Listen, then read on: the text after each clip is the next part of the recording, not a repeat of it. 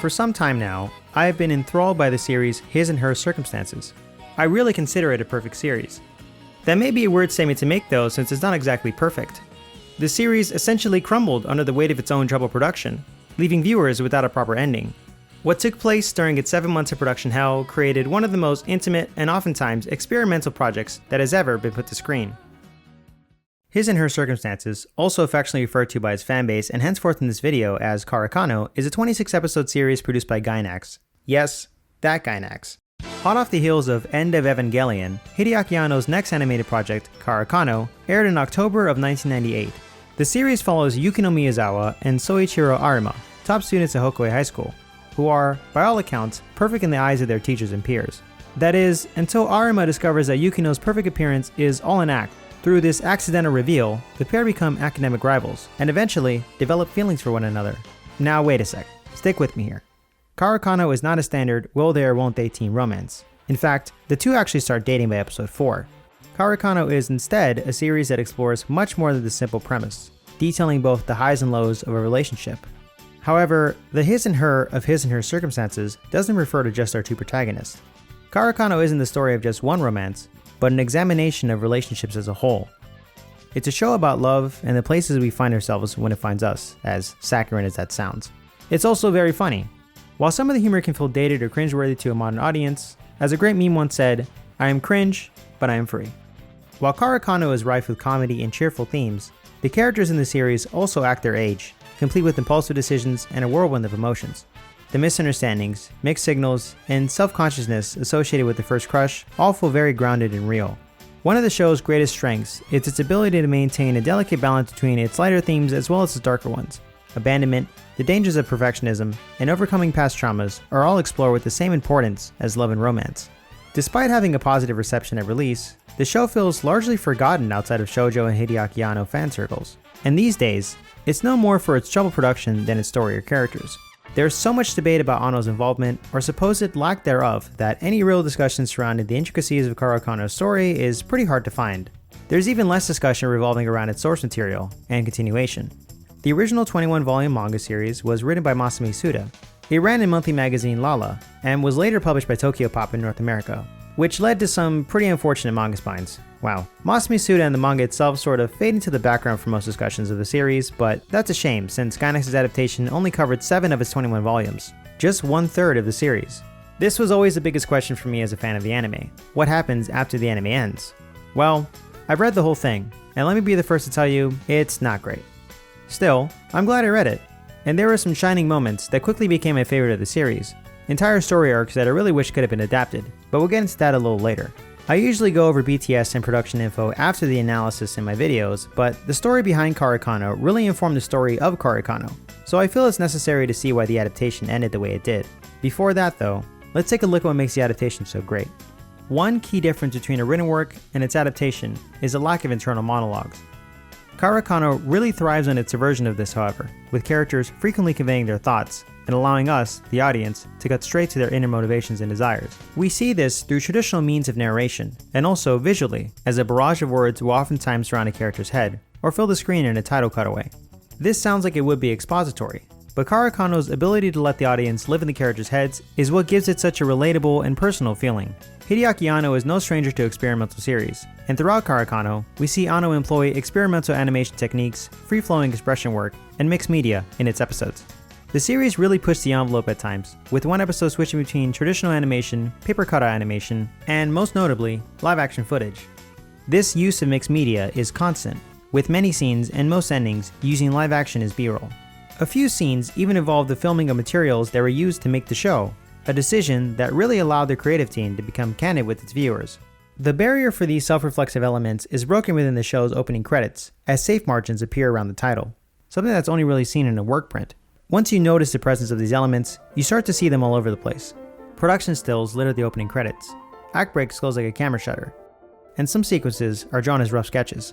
It really is a beautiful show, both in its visuals and the way in which it was produced. This degree of openness from the staff was only made possible by the fact that Kare Kano was released in an era when anime was still created on film, back when they used grease pens and tape to splice together scenes. You can literally see this tape being used if you pause at the right moment. It goes to great lengths to provide a genuine behind-the-scenes charm that was incredibly rare in those days. This isn't exclusive to the Gainax adaptation either, with Tsuda frequently inserting comics of her daily life on the margins of the page. The metatextual elements of Kare Kano, seen both in its adaptation as well as its source material, are integral in furthering a more personal relationship with the audience. This is all working within a narrative that, in and of itself, feels like it's composed of several different elements. In just the main story alone, we see a romantic comedy in a high school setting, a sci-fi space opera, and a period piece family drama.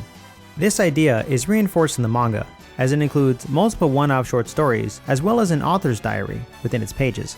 Of course, the show's sound is notable as well. Kare Kano's soundtrack is without a doubt one of its greatest strengths, hitting all the notes associated with an exuberant, youthful romance. Just from the opening song, you know you're about to watch something so overflowing with life and joy. In time though, the bombastic instrumentals of Kare Kano's opening moments give way to a more introspective and melancholic piano-led soundtrack.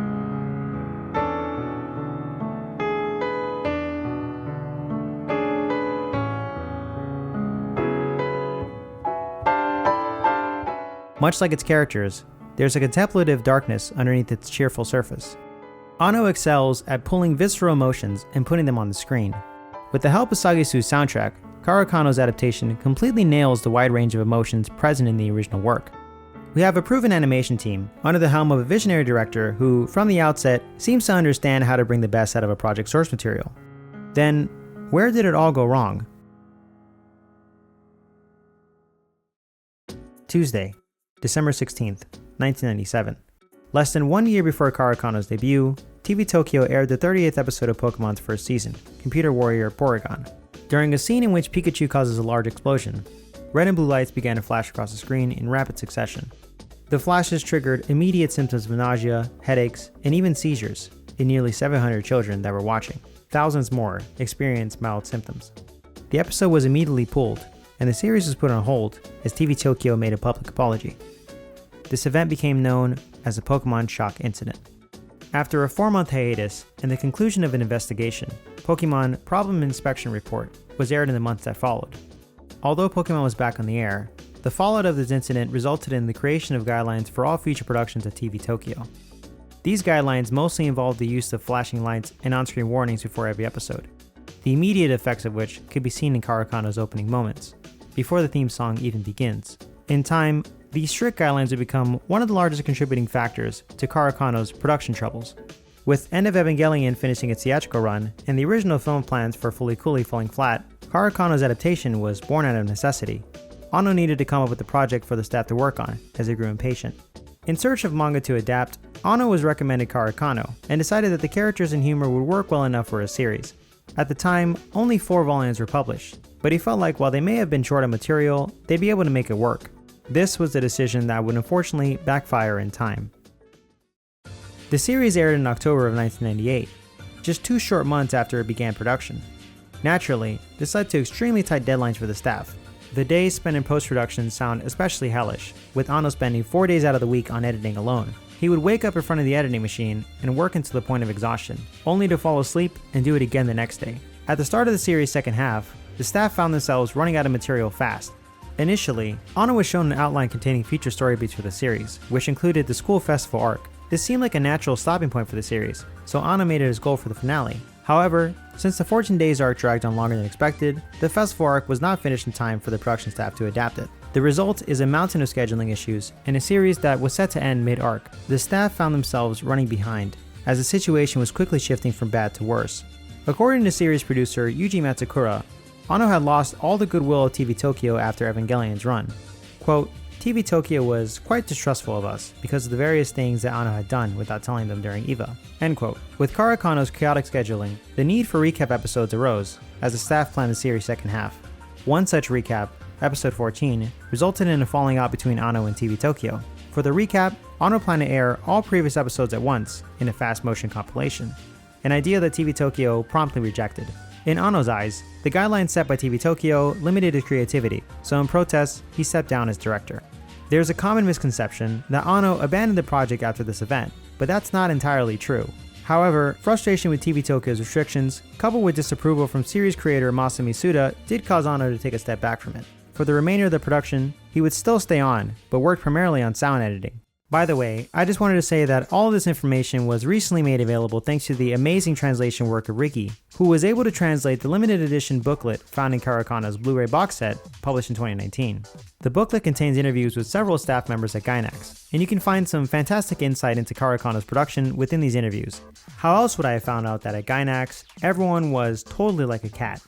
Ah yes, it all makes sense now. Really though, this document has been invaluable in finding out what exactly went wrong during Kare Kano's production, and clears up a lot of misconceptions. There's an important anecdote shared in these interviews told by producer Hiroki Sato. One day, he saw several staff members burning production cells that have already been filmed. This angered Sato, who said, quote, "You don't want someone else to burn something you like and support." While this cell burning didn't totally go to waste as it was used for the end of episode 19, I agree with his stance. It's hard to see the artifacts of a work you admire being destroyed so easily. What makes it even worse is the fact that Kare Kano is an existing property, and burning those materials could be seen as disrespectful to its creator. While Tsuda had already expressed her disapproval in the adaptation, I'm sure seeing her characters burned on screen didn't help things. When it comes to her feelings in the adaptation, I can sympathize with Tsuda to a degree. She was already 7 volumes into her first long-running series, and to see it turn into something else by a studio would be frustrating. She created the characters, plot, and set the groundwork for the show, but at the same time, Anno took that foundation and very much made it into his own thing. Tsuda was building towards a project that emphasized romance and tragedy over comedy. After the massive tonal shifts in Act 17, the true direction of the story becomes clear, and you find out that Kare Kano isn't just about the comedic romance between 2 competitive students. It's about the Arima family's cycle of trauma, and ultimately, breaking that cycle. In the years that followed the Gainax adaptation, Tsuda's manga leaned heavily into Arima's tragic backstory, as the side characters and comedic elements were cast aside for darker storylines. It's clear that Tsuda and Anno had different visions for the story, but in my opinion, Anno's version is far and away the better work. Although Tsuda's main complaint was the lack of romance and melodrama, the anime does succeed in shifting between romance, comedy, and drama. When we need to feel for Arima and his past, we do. When we need a break from the melodrama, it's there. Episode 8 in particular had a range of emotions for Arima in it. His isolation, his sadness, and his joy are all showcased in this flashback within a very short span of time. Not to mention the fact that Gainax really flexed their creative muscles when they needed to fill time. For the more action-heavy sequences, it's clear that Gainax set things up a notch in the visual department. And in the later episodes, when they found themselves severely limited by the material, the staff really let their creativity run wild. Still, segments like these run contrary to the story Tsuda wanted to tell. It's in the anime's first half, where we find some prime examples of the adaptation working alongside and in some cases even elevating the manga. When the character Tsubasa Shibahime was introduced, I began to realize that Kare Kano's ensemble cast of fully formed characters is what truly made it shine. She was a new rival for Yukino, a headstrong character that stood a cut above the rest of the cast, and was determined to steal Arima before eventually joining Yukino's group of friends. In her 2-episode arc, Shibahime's attachment to her father and fear of being replaced by her stepmother are explored. She runs away from home, temporarily staying with the Miyazawas as a way to protest her father's remarriage. Her mother died during childbirth, and as a result of this, she grew extremely attached to her father.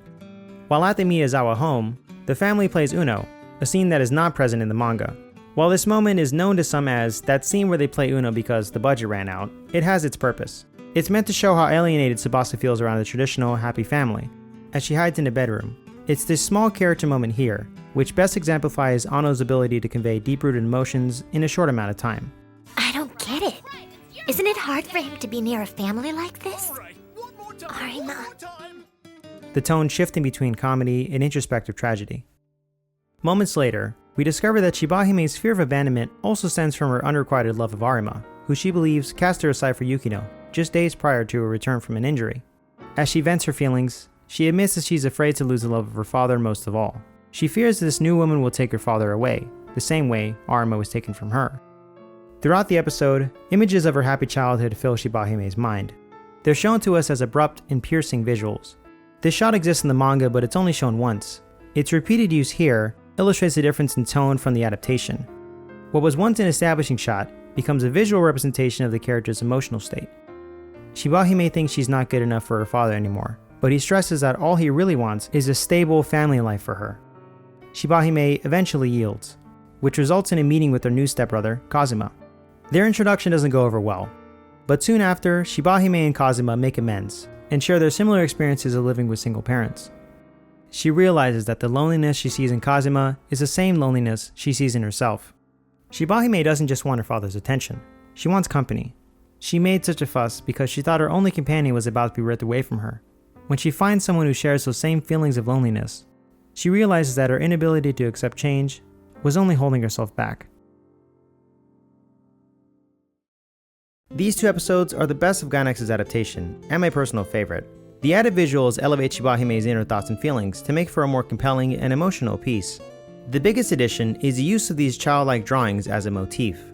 They accompany memories of Shibahime's troubled past and illustrate what could be her happy future. These episodes define the mood of Kare Kano's adaptation, introspective and tragic, but ultimately heartwarming. It's interesting to note that these are the episodes that came out right before episode 14 and the subsequent fallout between Anno and TV Tokyo. At least we got a near-perfect episode like this before the troubled production that followed. Although it all fell apart by the end, the latter half of Kare Kano still manages to keep this level of quality at times, with the final episode containing some of the series' most impactful and striking images, as well as much darker themes. While not perfect, it's a miracle that Gainax's adaptation turned out as excellent as it did under the extreme deadlines that they faced. In both versions, however, it's apparent that the series doesn't know how to make a good ending. As mentioned previously, the anime unfortunately ends before one of the most visually striking arcs in the manga, the Culture Fest and the Still Snow play. Still Snow is a story that I'll be covering in a later section of this video. As with most things that I analyze, it's only really possible to talk about a story's themes and motifs in detail when looking at the project as a whole, so I'm going to spoil the remainder of Kare Kano's story in this lengthy manga section. It's definitely a departure for Gainax's anime, so if you're a fan of that, there's a good chance you won't even really enjoy the manga. While I'm of the opinion that the anime is better, I still think that Masami Tsuda is a competent writer who explores some interesting concepts in her original version of Kare Kano. But I say all of that to say this. There were genuinely a few points in this manga where I felt embarrassed to read it, let alone recommend it to anybody. If you want to read the rest of the story for yourself, I'd strongly suggest reading these volumes and getting a summary for the parts in between. Look, have you ever enjoyed an older series? Maybe it's short-lived, maybe it ends abruptly, and then you find out there's a manga, and suddenly you're excited to read it, wondering how the story continues? Okay, maybe that's too specific. That only applies to like Berserk or something. Anyway, with Berserk you're rewarded with the fantastic, although sadly unfinished, continuation of the story. In the case of Kare Kano, it's much more complicated. Just like the anime, there are some good moments surrounded by a myriad of problems. You can find some beautiful monologues in these volumes, with one of them ending in a splash page that reads, "So sad, I'm so sad, so sad, so sad." Yeah. Tsuda is inconsistent at times. After its incredibly focused first half, Kare Kano becomes a series that's at odds with itself and the story that it wants to tell, managing to land a few highs while frequently writing out some terrible lows. What it gets wrong, it gets horribly wrong, but there are a few arcs that stand out and deserve to be analyzed. Tsuda's original manga and Gainax's adaptation are largely the same for the first 7 volumes. Partway into the series, Arima decides to distance himself from Yukino as he trains for the Kendo Nationals. As a result of this, she begins to develop as an individual. Yukino Miyazawa begins the series as a self-proclaimed queen of vanity, someone who sees her self-image above everything else in life. She's a skilled manipulator, able to craft the image of a humble, perfect student, while in reality, the only things she cares about are admiration, money, and respect. After meeting Arima, she starts to care less about these things, but still tries to maintain her perfect image. Episode 10 presents a real internal struggle for Miyazawa, who is forced to come cleaner about her own past manipulations after Maho, a jealous classmate, attempts to ostracize her from the rest of the class. When her perfect image is shattered by Maho, she's confronted with the realization that she no longer has a mask to hide behind. Even though this is Yukino's biggest fear in episode 1, this event shockingly frees her. This breakthrough results in her opening up and genuinely letting others in for the first time in her life. When Arima leaves for the tournament, Yukino spends the summer with their newfound friends. She starts to see the ambition in others and wonders what she lacks in herself. Yukino realizes that the world isn't just about studying and being perfect. Her classmates are all well-rounded and ambitious people, despite their grades. For the past few years, she hasn't had a hobby besides maintaining her own image and getting the best grades in school. So when Aya writes a play for the Culture Fest and asks Yukino to star in it, she sees it as a perfect opportunity to apply her academic senses towards another interest. Well, after some convincing. Naturally, Yukino makes for a great actor, as she's been putting on a persona for years. This is all great. It's a natural progression for Yukino as a character, but she's punished for it. Her independence creates a rift between the two, which starts to take root when Arima returns. Although this is seemingly resolved in episode 17, we'll soon see that it becomes a much larger issue in the manga. Earlier, when hearing of Shibahime's tragic history and Arima's connection to her, Yukino starts to question whether or not she really knows him. After Arima's return, he slowly shifts into a possessive and jealous presence. Soichiro Arima faces an inner struggle. Abandoned by his abusive birth parents and adopted by his aunt and uncle, Soichiro is labeled an outcast by the rest of his family. His father, Reiji, was said to be a gambler, who abandoned his son after stealing a large amount of money. Soichiro becomes the perfect student, as a means to prove himself to the rest of his family, but the pressure to succeed burdens him greatly. Yukino's independence taps into Arima's deepest fears of abandonment, manifesting in the form of his shadow self. This shadow haunts him with the singular idea: even though he can't go on without Yukino, she'll easily be able to go on without him. These thoughts plague him constantly, to the point where Yukino begins to notice it in his eyes. Still, he tries his best to hide it from her. After he sees Yukino and Tonami becoming friends, however, his insecurity festers. These feelings of jealousy are something that grows inside of Arima's psyche, sometimes grinding entire scenes to a halt. It's this creepy mix of lighthearted fun, punctuated by a sudden darkness, that makes the most sense tonally for the later parts of Kare Kano. When adapting these sections, some of Arima's hateful and sad moments are given some incredible visuals from Gainax, which really makes you wonder how they would have treated the more serious content in the manga. The conflict between Arima's possessive nature and Yukino's independence reaches a turning point in the arc that follows the anime's conclusion, the Culture Fest, and Still Snow. Still Snow is a story within a story, and deserves an analysis of its own. There are many parallels between its narrative and the plot of Kare Kano, especially in relation to Soichiro Arima and his inner turmoil. Unfortunately, the play was only teased in the anime and never received the proper adaptation, despite serving as the perfect end for Kare Kano's first half. In the distant future, humans created androids. About half of the human population has an android in their household. They are now man's most precious partner. After 80 years of cryogenic sleep, genius roboticist Ren Crawford wakes up to a mystery in his secluded base. With the exception of the first android, the Antique, he lives in solitude. If she didn't wake him, then who did? Before Ren can find the answer, Neo Model, the latest in a long line of androids, makes his appearance. Despite being the most advanced android in the universe, the Neo Model knows very little about their own creator. For this reason, the Neo Model asks to live with Ren. He agrees, with the intent of studying the Neo Model and asking them to return to Earth afterwards. Ren quickly reassures Antique that she's irreplaceable, treating her like his own daughter. This causes pain for the Neo Model, who only wants the love of their creator. He laments that, no matter how perfect he is, receiving someone else's love is not guaranteed. Neo Model's desire for love directly mirrors Shibahime's insecurities and her fear of being replaced. Unrequited paternal love is a major theme of Kare Kano, and this isn't the last we'll see of it. When the Antique suddenly falls ill, Neo Model fixes her with ease. It then dawns on Dr. Crawford that his invention has finally surpassed his own intelligence. We hear a barrage of insults for Ren's past, before the accident that gave him his great intellect. How can he call himself a genius when the Neo Model is leagues above him? Ren reconciles with the fact that he's no longer the world's smartest mind, as he struggles to make sense of the Neo Model's words. Both Ren and the Neo Model believe that being at the top should guarantee happiness, but they still find themselves in such pain. These are two brilliant minds, who much like Yukino and Arima, are tortured by their insecurities. In a flashback, we meet a woman named Rosemarie, whose beauty isolates her in the same way as Ren. They made a promise to stay together, but after some time, Ren sees her walking hand in hand with a stranger. Outraged by the Neo Model's attempts to probe his memory, Ren orders him to return to Earth. The stress sets off his self-defense system, causing a power outage. Dr. Crawford has a breakdown in which he talks about his greatest fear. If anyone were to know about his life before he became a genius, they'd ridicule him, as many others did back then. This shakes Arima to his core, who leaves during the intermission due to the pain he feels while watching it. We later find out that when Arima was living with his birth mother, she would neglect him for days on end. During the few times he was allowed outside, the neighborhood kids would taunt him for his disheveled appearance. During the intermission, excitement for the second act of Still Snow builds as Arima stands alone on a rooftop. In Act 2, Ren tells Neo Model the story of his past, which begins with Ren and Rosemarie sitting in a kitchen. He begs her to stay, but Rosemarie has already left him for the company of a rich man. She calls him naive and says that she never wants to see him again.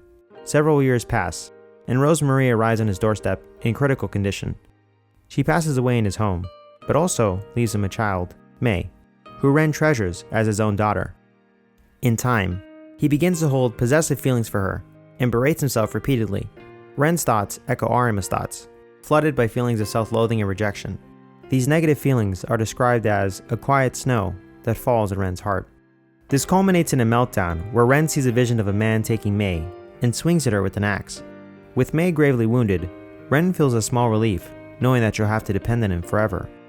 He soon regrets his actions, as May dies in his arms, revealing to him that she did in fact always love him. Ren Crawford embodies Arima's possessive nature. He fears hurting Mei the most, but in his attempts to control her, he succumbs to his violent tendencies. Emotionally distraught, Ren decides to jump off a cliff. However, he awakens. His mind feels clearer than ever, and he discovers that his IQ reaches well past 180. With his newfound intelligence, Ren works his way up through the robotics industry, eventually joining the Artificial Intelligence Project and giving birth to the first android, Antique. He models her in Mei's image as penance for his past mistakes. Ren, now known across the world for his robotics work, becomes the most important figure of his time. This comes with a price, however, as the media uncovers details of his past, and soon enough, the public begins to hate him and his work. At this point in the story, Arima also finds himself at the top of multiple rankings across the country, but still, he is unhappier than ever. Being at the top does not guarantee happiness. Ren tells Neomoto the truth. After creating the androids, he realized that he, their creator, is ultimately a flawed being. The one who has learned his inferiority is not the androids, but their very creator. I love you androids from the bottom of my heart, and I hate you so much I can't stand it. Unable to fix humanity's problems, he resigns himself to the fact that the androids have beaten him. Despite feeling that he deserves death, he puts himself into a cryogenic sleep, so that in the future, if the androids were ever used for war, he could be there as a failsafe to stop it. Neomoto tells Ren that unfortunately, that day has come and gone. 40 years ago, a war broke out, leading to widespread destruction. Now, humanity needs someone to lead the minuscule population that survived. In truth, the Neomoto's goal was to deliver Dr. Crawford back to Earth in time to save humanity. Neomoto has a revelation, and now knows why androids were brought into this world. They were born to catch up to Ren, and make him feel less alone. All androids exist for that purpose, as they are the steel born of this Earth. Arima returns in time to hear these affirming words from the Neomoto. He stands in the crowd, as the Neomoto says, "The fact that you were born feels like such a relief." With the love and warmth of the androids, Ren will no longer run away from his fate. And with the final goodbye from Mei's spirit, the trio embark on a trip back to Earth.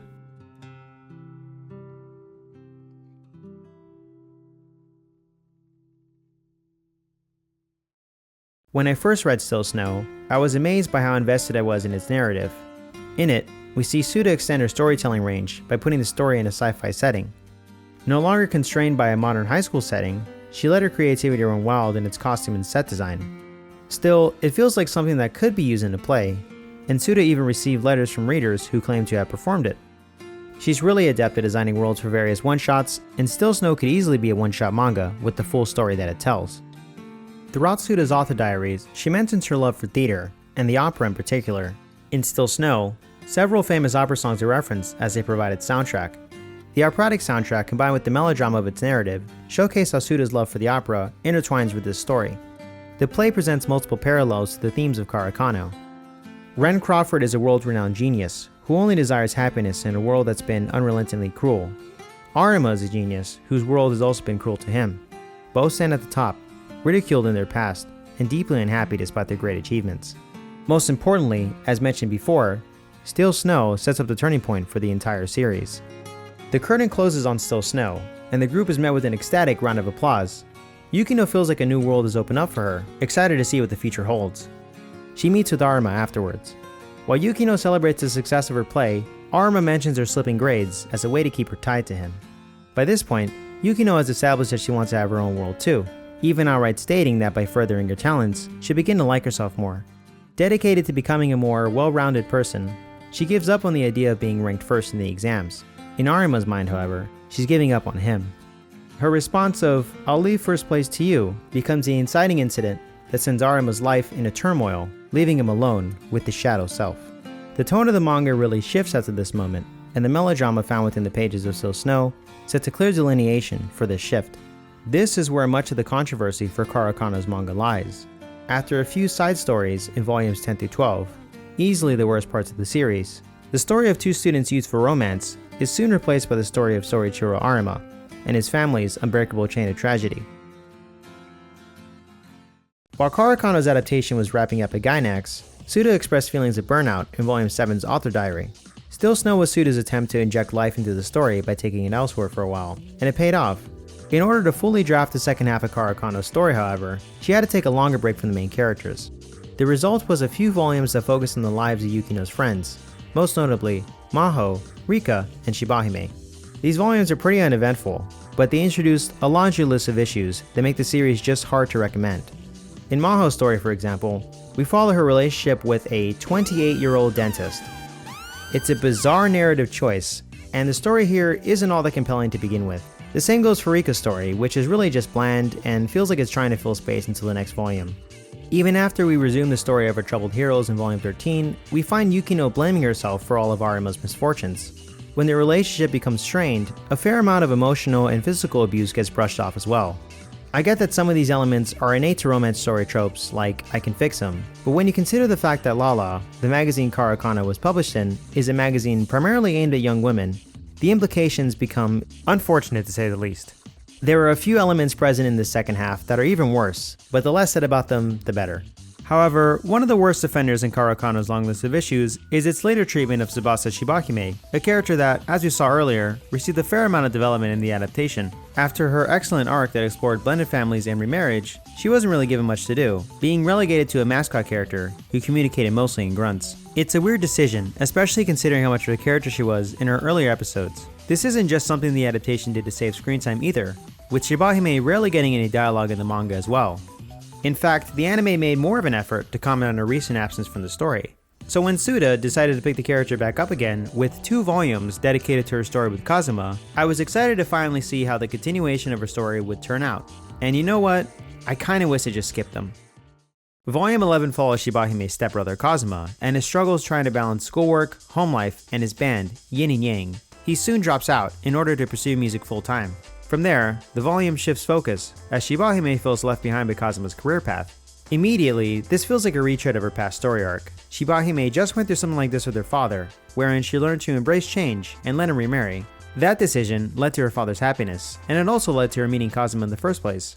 Just like last time, Shibahime decides to irrationally hate whatever's taking away the love in her life, but because Kazuma's music career is to blame, she decides to hate music as a whole.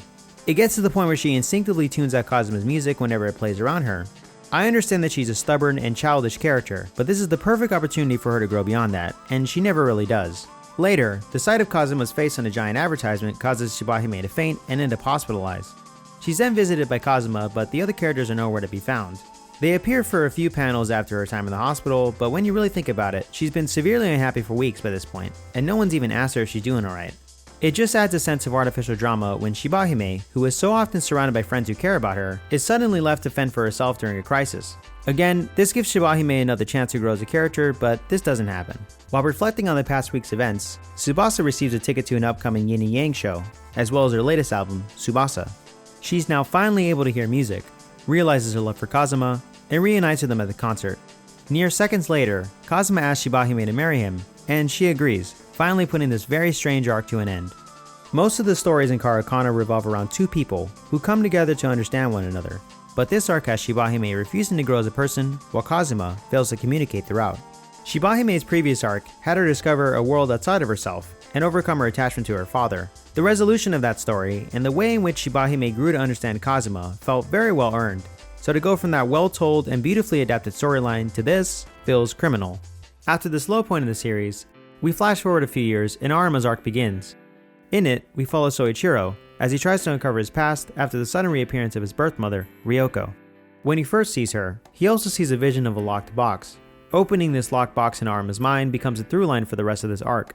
Ryoko asks for his forgiveness before leaving, and Soichiro's foster parents plead with him not to acknowledge her. He continues to meet her in secret in order to learn more about his past and his father, Reiji Arima.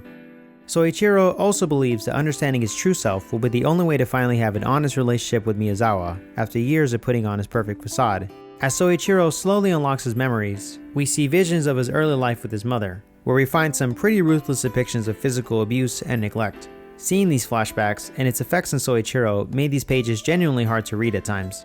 By the time he remembers all of Ryoko's cruelty, she's trapped him in a web of blackmail, with the aim of getting closer to his inheritance. All of this stress causes Arima's self-esteem issues to spiral out of control, frequently monologuing that he feels sick and is now his own worst enemy.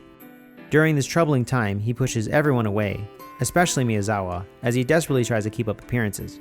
I wasn't a fan of this arc, because at times, it just felt cruel and miserable for its own sake. Ryoko acts cartoonishly evil as she eats ice cream in front of her starving and bruised son. She's given zero redeeming qualities, not in the past, nor in the present. Yukino also goes back on her earlier development, casting aside her studies and interests to help out Arima.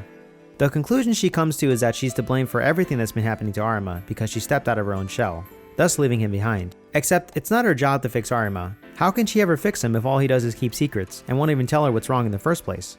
At the end of it all, we discover that the underwater box contains the true Soichiro and his capability to love other people inside.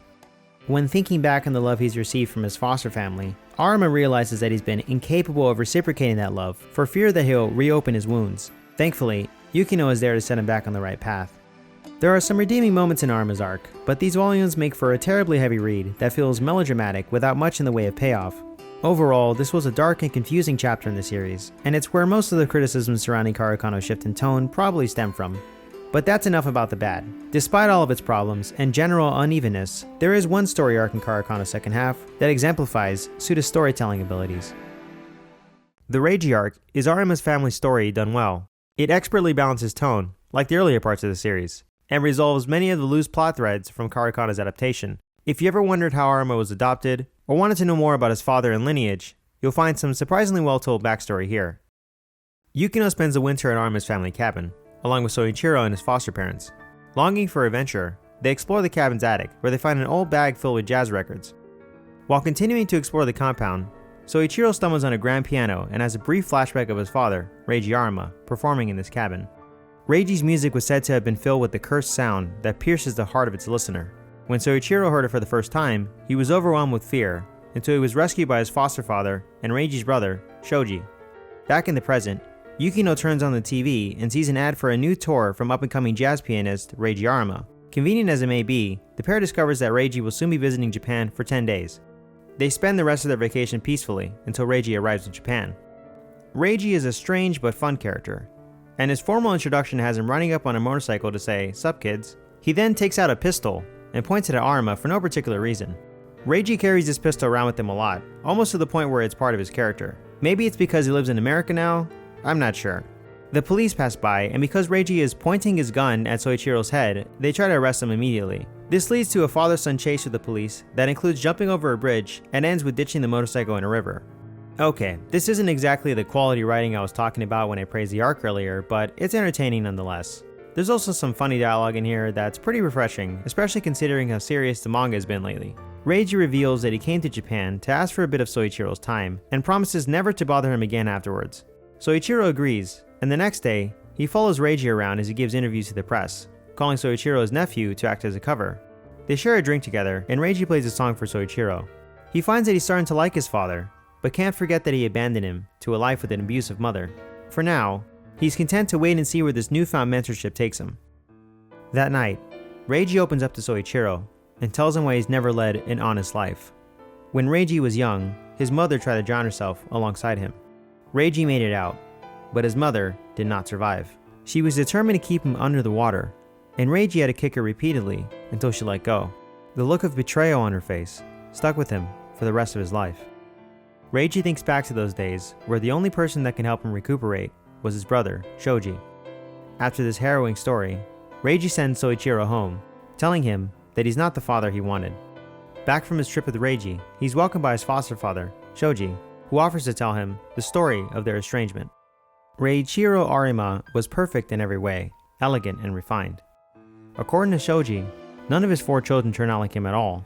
Beneath this perfect facade, however, was a man that felt completely hollow inside. At every turn, he would deride their accomplishments, as if they meant nothing to him. His daughter, Aiko, worked hard for her father's affection, but never received it in return. Over time, she became twisted and heartbroken. As we saw before with both Shibahime and the Neo model, there's a running theme of unfulfilled paternal love present in the many stories of Kare Kano. We now see this with Aiko and her father, the absence of his love turning her into a mean and judgmental person later in life. Her resentment only gets worse once we're introduced to Reiji, Reiichiro's illegitimate son, who he considers to be his favorite child. Shoji's father begs him to take care of Reiji as his last wish. while Aiko begins to act cruel towards him. Despite her transgressions earlier in the series, I still find Aiko's arc to be tragic. She's been rejected at every turn, and now her offspring will not inherit what she believes is rightfully hers due to Reiji's sudden appearance. She says that she can see the evil in him. When her anger dissipates, she breaks down. Although Shoji tries to console her, she vows to take everything from the family. She later regrets that she let her father drag her down to his level. A year and a half after his mother's tragic death, Reiji gets into a prestigious school and returns to a normal life. He's soon bullied by his cousins, but he quickly puts an end to it by acting violently. It's interesting to see what is essentially Soichiro's story flipped on its head. To Reiji, life was a game of seeing how far he can take things and waiting to see what type of reaction he'd get. This is something that can still be seen in his present-day character. Reiji was a spitting image of his father, and although Reiichiro loved him dearly, he detested his parents. He did, however, learn to play piano from his mother, and plays to remember her. Shoji watches Reiji practice tirelessly, and could immediately tell that he was a prodigy. Naturally, Reiji ranked highly in school, and the teachers remarked that they were fated to see another perfect Arima like Reiichiro. This was all a far cry from Shoji's life, where both he and Aiko were treated as disappointments to the family name. Over time, all this praise for Reiji turned into resentment from Shoji. In anger, he says a few harsh words that leave Reiji irrevocably changed. He didn't know it at the time, but those words set off a chain reaction inside Reiji. He began to experience a deep self-hatred, believing that his very existence causes only suffering. After that day, Reiji's life fell into turmoil. Instead of acting perfect like the Arimas of the past, Reiji fell further and further into delinquency. Later, he encounters Ryoko, a girl involved with the local gang leader. Shizune, Shoji's wife, later confronts Reiji. She tells him that Shoji has been searching tirelessly for him. She also reveals that the Arima family has had a long-standing history of abuse, extending as far back as Shoji's grandfather. From a young age, Reiichiro Arima was emotionally and physically scarred by his father. After his death, no one spoke of Shoji's grandfather again. Visuals of a DNA strand can be seen throughout this flashback, and also throughout the darker parts of Kare Kano. The strand refers to the Arima family's inherited and unbreakable chain of tragedy. Almost everyone in the family is beautiful but broken in some way, experiencing traumatic childhoods and passing that trauma on to their offspring. Shoji wonders just how far back this chain of tragedy goes. Ryoko breaks up with her gang leader boyfriend and, immediately, forces herself into Reiji's arms. He's attacked in retaliation and ends up in the hospital. Ryoko takes advantage of him in his weakened state. The next day, Shoji collapses from the stress that Reiji's caused him. Reiji comes back, and the brothers seem to reconcile for a short time. They visit the vacation cottage we saw earlier, and Reiji says that he's going to build a house to start rehearsing in. While scouting for a location, he tells Shoji that his father really does love him. Reiichiro can't always find the words to tell him how he feels, but he's told Reiji in secret that he believes Shoji is truly an honest person. The brothers shared those peaceful days together for some time, until one day, a letter from Ryoko came in the mail. When Reiji opens the letter, he's shocked to find a picture of a newborn child, his son. Just as Reiji was getting his life back on track, Ryoko gave birth to Soichiro, who she used to extort Reiji for frequent payments. Despite sending her large amounts of money, Ryoko refuses to let Reiji even see his own child. Concerned for Soichiro's well-being, he hires a private detective to track her down. When he arrives at her address, Reiji finds Soichiro face down and collapsed in the snow, abandoned by Ryoko. We find out that Reiji was the one who rescued him and took him to live with Shoji. Reiji curses the Arima name. Despite his attempts to escape the family's darkness, he's only managed to get trapped in it. Shoji tells him that he'll raise the boy, but in exchange, he's no longer allowed to see either of them. Reiji mourns the loss of both his son and his father figure, while Shoji laments the role he played in Reiji's downfall. Back in the present, Soichiro comforts Shoji, telling him how lucky he feels to have been protected by two fathers. Soichiro comes to realize that maybe his past isn't so bad after all. He's always figured that the adults in his life were happy, but through knowing their struggles, he feels closer to them than ever before. Through learning the stories of his uncle and father, Soichiro is well on his way to healing his own generational trauma and breaking the curse that plagues his family name. He thanks Yukino for giving him the strength to look back at his past in the first place. That night, Ryoko meets him at a park, and Reiji arrives, pistol in hand. Reiji reveals that the reason he came back to Japan was to test Ryoko. If she left Soichiro alone after seeing him on TV, then he would forgive her for her past misgivings. But if she contacted him, he would kill her. Ryoko scoffs at Reiji's threats, but he shows his intent by shooting out the tip of her ear. Reiji coldly tells her that his life's goal was to never have an heir to inherit his cursed genes, and Ryoko ruined it. She calls herself a victim of circumstance, but to Reiji, they're both perpetrators of Soichiro's misfortune. Fearing the worst, Soichiro steps in to save Reiji from himself. Reiji shoves him out of the way, declaring that this is the one act he can do for him as a father. With his gun drawn towards Ryoko, Soichiro manages to knock it out of his hands, just in time for her to make her escape. While he restrains Reiji, Soichiro tells him that he's the best father a boy could hope for.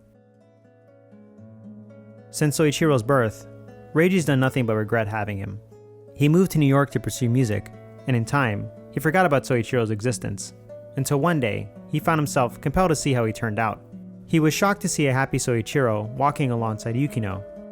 Reiji would check on him periodically, and soon found that his music started to change from the cruel, piercing piano he once played. It became lighter, and suddenly, he found success in New York as a jazz pianist. The person that gave that to him was the same person who took everything from his previous life away, his own son. He came to Japan to save Soichiro, but instead, he was saved through Soichiro's forgiveness. Reiji embraces Soichiro and tells him, "I'm glad you were born." A truly great character moment that mirrors the Neo model's acceptance of Ren Crawford. Soichiro returns home and tells Shoji about the night's events. Shoji meets Reiji at a bar and compliments the choice of name for his son. The name Soichiro loosely translates to prominent son of the family, which is fitting as he's the son that breaks the family cycle. Shoji tells Reiji that his dream of sharing a drink together has finally come true. Soichiro goes to see Reiji off at the airport. He departs, leaving his beloved pistol to Yukino. Arimo notes that his future looks particularly bright after his time spent with Reiji. There's a central theme at the heart of both Reiji and Soichiro's stories. The demons of our past do not define us. In Kare Kano's darkest moments, we're shown the strand of DNA, which represents the misfortune inherited by the Arima family. After Soichiro overcomes his own past, he has the strength to help Reiji reject the evil gene within them both. It's emblematic of the various traumas that can haunt a person's life, and the Arima family shows us that if those traumas can be conquered, the path to a brighter future opens up for all involved. Throughout Kare Kano's many volumes, Tsuda includes a sidebar in the margins of any given chapter. In these sidebars, you'll find her daily musings, habits, and frustrations that give us an insight into the author's life. The diary also contains some mini film reviews with recommendations that are actually pretty good. This is all really great, serving not only as a look into the author's mind, but also as a time capsule of late 90s/early 2000s pop culture through the eyes of a female mangaka. She talks about everything from her struggles with modern computers to her recent obsession with Johnny Depp. Also in these diaries, Tsuda wrote about the development of the Reiji arc after its completion. We learn that she's always been a fan of historical dramas and orchestral sounds. Tsuda will often reference music that inspired her while writing the series. For instance, when she wrote Volume 15, she was really into the song His and Her Sonnet, which even became a chapter title in that same volume. The song was covered by Tomoyo Harada of The Girl Who Leapt Through Time fame, and that's my 1 degree of separation from a previous video. More importantly, Tsuda cites such stories as Tale of Genji and Village of 8 Gravestones as her inspiration for Reiji's arc. The prestigious family, inheritance, illegitimate children, and their familial curse are all elements that are featured in both. She later mentions that the Reiji arc in particular was some of the hardest material to write, but it really feels like she was able to flourish with stories that are a clear departure from the status quo. In the second half of Kare Kano, the moments that involve a normal high school setting are surprisingly its weakest parts. With the final volume taking the story back to its high school setting, I wasn't exactly thrilled to read it, especially after the highs of the Reiji arc. However, I pressed on, as there were still a few surprises in store for the ending. After some life-changing days spent with Reiji, Kare Kano enters its final act, with Yukino breaking the news of her pregnancy to Soichiro and their families. It's a pretty short story arc that sees the series return to its comedic roots. Soichiro reveals that he won't be going to college, and has set his sights on a career as a police officer. While discussing Soichiro's college fund, Yukino asks Shoji to be giving that money instead to attend medical school. She also requests to run the Arima family hospital someday.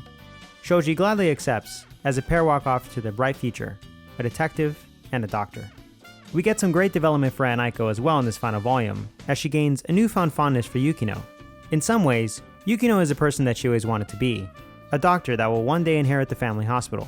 I love seeing characters who are initially out-and-out villains become sympathetic to some degree, and it's hard not to feel for Aiko, especially after seeing the trauma that she had to endure in the past. Soon enough, the spring comes, and graduation draws near.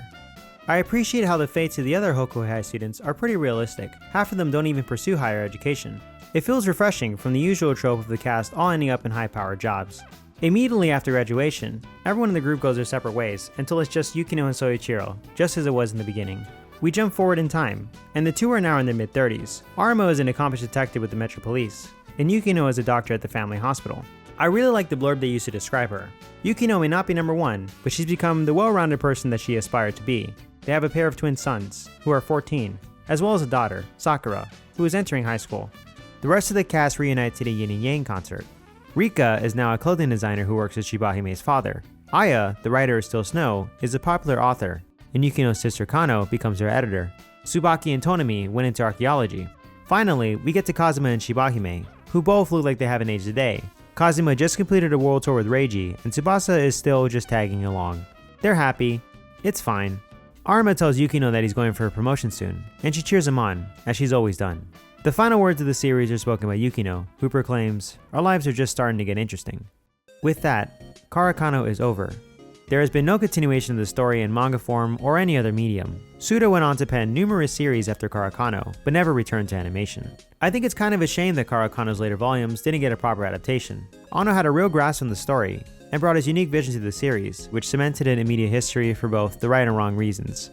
That being said, the second half of the manga was uneven to say the least. On one hand, there were some parts such as Reiji's story and of course Still Snow that had become my favorite moments of the series. On the other hand, it felt like a rushed job sometimes. Some of the art wasn't amazing pre-Gainax, but the last sections of the manga truly don't look great. Still, Kare Kano has never been a particularly neat series, and its rough edges are what make it so endearing at the end of the day. In a final diary entry entitled Last Waltz, Tsuda seems genuinely thankful to the readers for sticking with her. She also talks about how she became attached to the characters over time, and is thankful to them for letting her tell their stories, as if they spoke to her. It's a deeply personal insight into how the series was made, and the openness she's had with these diaries has been admirable. Being able to see Tsuda's interest develop throughout the series, and then seeing how they're incorporated into the plot, really adds to the DIY nature of the work. She truly lets you in on her process, and by the end of it all, you're just happy she made it to the finish line, despite the inconsistencies. Kare Kano was Tsuda's most popular series, and through these diaries, it's clear that she thought of it as something very close to her. When diving into Kare Kano's characters in search of overarching themes, it becomes apparent that self-doubt and insecurities play a huge part in this story. Predominantly, the battle between self-image and the true self as the mask we wear begin to slip. After all, Arima seeing the truth behind Miyazawa's mask is the inciting incident of the series. Yukino Miyazawa is a self-centered character who is still tender and vulnerable at her core. Yukino was, in her own words, always a conniving child. In order to get the top grades, she had to be very cutthroat and adaptable until she met Arima. Now her flawless exterior has been cracked, leaving behind a vulnerable and gentle person. When Maho shatters Miyazawa's public image, she does this because she thinks of Miyazawa as someone better than herself. But ironically, she later discovers that Miyazawa feels inferior to everyone else. A central question posed by almost all the characters in Kare Kano is, what if I'm not perfect? If Kare Kano features perfect students, then why do these characters berate themselves constantly? That's because Kare Kano is not just a case study of relationships, but also of the mask we wear to hide our insecurities during these vulnerable times. We see glimpses of Miyazawa's insecurity in episode 4, as she tries to stage the perfect confession for Arima. It's here we see that her flaws stem from perfectionism. The problem reappears when Arima returns. After his win at the Kendo Nationals, Yukino starts to treat him like a celebrity. As the day goes on, she continues to overthink and shy away from Arima. This initially creates a layer of self-doubt and nervousness that he confuses as distance. In time though, Arima becomes more adept at seeing Yukino's shy nature, and through his eyes, we gain a deeper look at her true self. In Volume 8, Yukino expresses discomfort over her family's excessively nice treatment of Arima when he stays over. Arima picks up on the more reserved demeanor that she has in her house, a place where she's always felt the most like herself. The loss of Yukino's cold exterior is a major driving point for her growth as a character. However, for most of the story, Arima never lets his mask slip, especially in front of Miyazawa. Because of his inability to understand his true self, he retreats further into his mask and deeper into his own insecurities. In his nightmares, Arima sees his mother personified as a shadow self. At first, we're presented with the shadow as an extension of himself, but over time, it becomes clear that this is really his mother's shadow embedded into his psyche. Arima believes that since Yukino has a new group of friends, she no longer needs him, triggering long repressed feelings of abandonment. He's tasked with overcoming this emotional hurdle by understanding his past. Shibahime is also tasked with overcoming her own long-standing familial issues. These characters suffer and then uncover their past to remedy their suffering. In the case of Shibahime, despite doing this, they may even suffer again. So then, does all of this suffering have its purpose? In Shizune's chapter near the end of the series, she speaks on the nature of suffering. In her chapter, she says that all the suffering she endured in life prepared her to be a mother for Soichiro. Shibahime found herself in pain, but was able to recognize that same pain in Kazuma, and they healed each other. Just as a Neo model's pain healed Ren Crawford, and Soichiro uses suffering to heal Reiji. And so, healing others from their trauma becomes a central theme of Kare Kano. We are given such a limited time, in such limited bodies, and we don't know what's good or bad fortune, but we are given a chance to live. We are given a chance to heal others. When Arima stays over one night, Yukino's father shares his experience as an orphan in order to relate to Arima's troubled childhood. In an earlier chapter, we hear of his story, and how he felt like he was never able to repay the grandfather who raised him since he was so young at the time. That hard lesson taught him how to be a great father to his own children, and once he realized how rewarding fatherhood itself could be, he came to find that his very existence was enough to repay his grandfather's kindness. Yukino's father, then taking the knowledge gained from this revelation, helps Arima towards accepting the love of others. That night, Arima's shadow stays outside the house, as he sleeps well without any bad dreams. Another major idea presented in the final pages of Kare Kano is that of rejecting perfectionism. Arima and Miyazawa have dealt with the pressures of being perfect their whole lives, but they decide to become ordinary people because that's what truly makes them happy. We see a few visions of their alternate selves in the series that live up to the expectations of others, but when they find their true selves in each other, they realize what it is they want in life. After her mask is broken, Yukino is formless, free to do as she chooses with her life, no longer having to fit the standard of perfection that she set for herself. Arima, on the other hand, is still misshapen. Unable to be true to himself, he has to be the perfect student for his school, the perfect son for his foster parents, and the perfect boyfriend for Yukino. Even after he confronts his birth mother, he still has difficulty telling his foster parents that he doesn't want to be a doctor. He lives in fear of the expectations of his family name, and it isn't until he learns of Reiji's failures that he's finally able to reject the perfect mask he made for himself. Yukino is no longer playing the part of a perfect student, but she didn't exactly have to give up a high-powered career either. Soichiro isn't a prestigious doctor, nor is he that one lonely flaw in the Arima family. While the two initially chased goals set by the pressures of perfectionism, they eventually found themselves and their ambitions in each other. Despite all of its flaws, Kare Kano manages to leave a lasting impact with memorable characters and some strong messages, the most important one being that, by all measures, it's more than okay to be just fine. I've been working on this video on and off for quite some time now, nearly since the inception of this channel. Kare Kano is a series that I've always loved despite its incomplete nature. A lot of research and time went into creating a full analysis though. I rewatched the series, read all 21 volumes of the manga, and scoured multiple fan sites, forums, and articles for information about its production. All of this led to a 59-page document of notes that I had to comb through before it could be turned into a script. Through this time, I've thought a lot about school, old friends, and past experiences. Revisiting the whole series has been a wildly nostalgic ride for me personally, but throughout my many attempts to finish this video, there was always this overwhelming feeling of self-doubt. I didn't feel like my talent was up to par with my taste. In fact, I still don't. Over the past year, I've either rewritten or re-recorded major sections of this video, in fear that it just wasn't good enough. I've agonized over editing, fixating over the tiniest of changes that most people probably won't even notice. I've asked myself countless questions. Is my topic too niche? Am I saying enough about it? What if it's not perfect? What if I'm not perfect? These aren't the questions you should be asking yourself when you go into any project. So I've come to a realization. Everything is, and will always be, a process. Kare Kano itself may not be perfect, but their respected creators' willingness to share the process with their audience is incredibly reassuring. If it's fine to be just fine, then why should you struggle trying to be perfect? When we accept ourselves as imperfect and begin to embrace the pursuit of becoming a well-rounded person, we can finally just try to be happy.